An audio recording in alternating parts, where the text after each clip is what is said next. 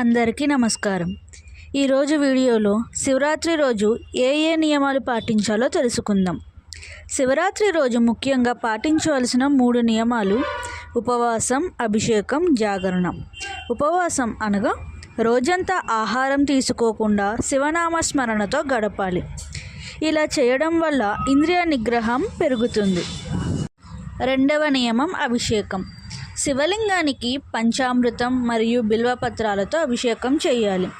శివయ్య అభిషేక ప్రియుడు కనుక ఇలా చేయడం వల్ల మనశ్శాంతి లభిస్తుందని నమ్మకం. మూడవది జాగరణ.